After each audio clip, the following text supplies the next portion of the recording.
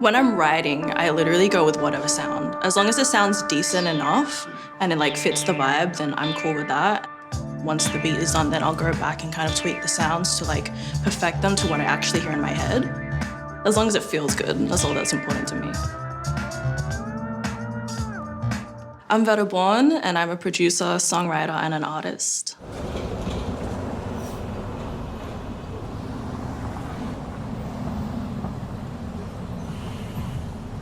Have you used much analog stuff before?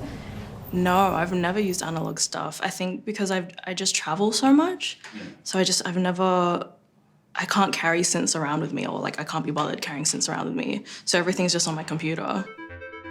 So what we've got here is the Roland SH-101. This machine is from the meat of, I guess, the golden age of synthesis, so the middle of the 80s. It really does condense like a whole lot of the early history of electronic sound into just one little compact device that sounds fantastic.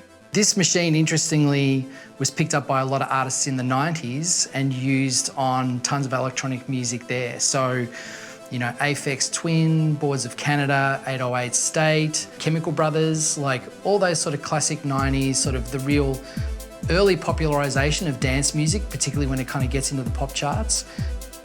It's a beautiful mono synth and it has like tons of great features in it, really good filter sound. It's got like a sub oscillator so it can get some really fat bass sounds. And we've got two of them here. So this is the classic in grey, and then this red guy here, which you can see has got the actual grip on the side so that when you're on stage you can flip it around and actually play it like a keytar as well. So it was designed for sort of live performance as well. With the pitch wheel here, and you could rock out on stage looking pretty sick with the red SH-101.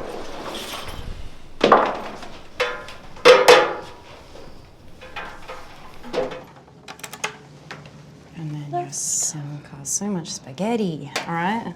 Oh my God, it's all color-coded. I know. I love this life. Yeah.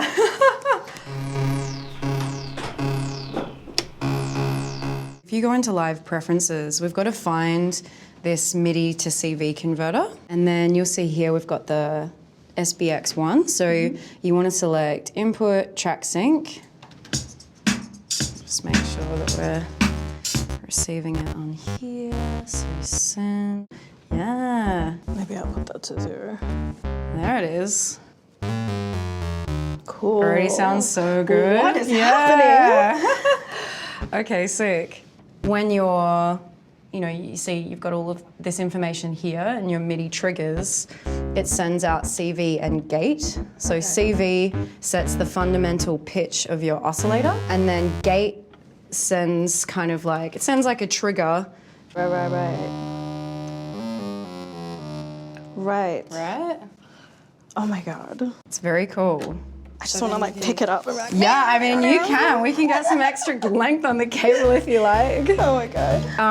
So you could just hold down a note, or you can even, on here, there's a function where you just hold so you don't have to hold it. Yeah. Convenience. And then you can just tune it. So I need to move that up. Yeah. I work a lot just on my laptop and headphones, but at home, I just have my setup in my bedroom. I like squish myself into the desk. And then, yeah, I got my speakers, my laptop, and then I've got my bass, guitar, and like, I have one little synth that I never use because I just find it so hard to use. What is it? It's a Korg mini log. I love it. It's just hard for me to make the sounds sound pretty to me. Okay. So I kind of just write on it. But I've got a pretty simple setup at home.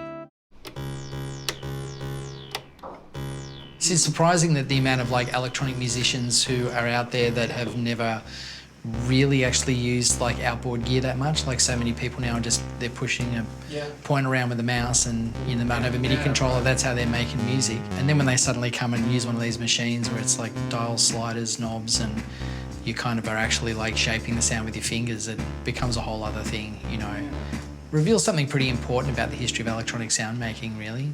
In some ways, Mess was trying hard to kind of be the missing link between the past and today, fill that little gap in where, those people who hadn't had experience with this hardware could come and have it and take that experience and then feed it back into what they're doing on their laptops and what they're doing on their software anyway.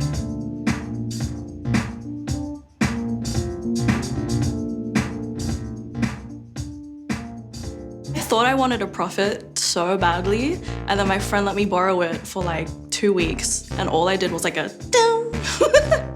And then I saved that sound. That's the only sound I ever used the whole 2 weeks. So I realized that actually I don't know how to use them.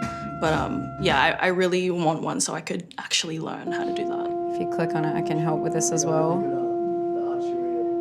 So I feel like it's meant to be, so you just want to use it on the filter. Now if you play it, yeah, so that will turn down the filter and that will turn up the filter. So yeah. This one's pitch and this one's the filter. Yeah. I started off songwriting, like I've been songwriting for 10 plus years, and suddenly like somebody asked me if I knew how to produce, and I was like, yes, I know how to produce. And then I got in the session, I was like, oh my God, I don't know what I'm doing. And I had to figure it out on the spot. But I ended up writing a song for George Alice called Circles. And I kind of jumped in the deep end. And then I signed up for a writing camp right after as a producer as well. And I was like panic producing. Like I had no idea what I was doing, but I just kind of floated.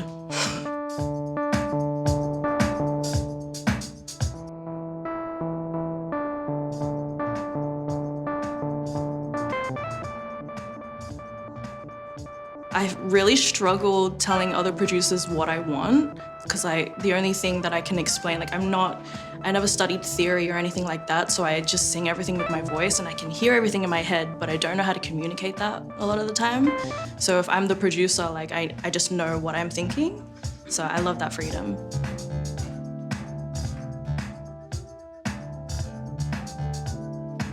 I always give myself like a time limit because unfortunately for me, I work really well under pressure. If I know I have a lot of time, then I won't get it done. But if I give myself like an hour or something, then I actually make something that I'm pretty proud of.